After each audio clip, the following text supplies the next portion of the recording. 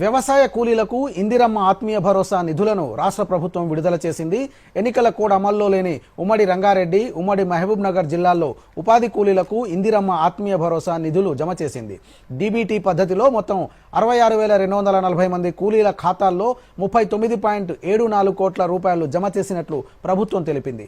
ఇందిరమ్మ ఆత్మీయ భరోసా పథకంలో భాగంగా ఇప్పటి వరకు దాదాపు 83,420 మంది ఉపాధి కూలీలకు 50.65 కోట్లు చెల్లించినట్లు పేర్కొంది.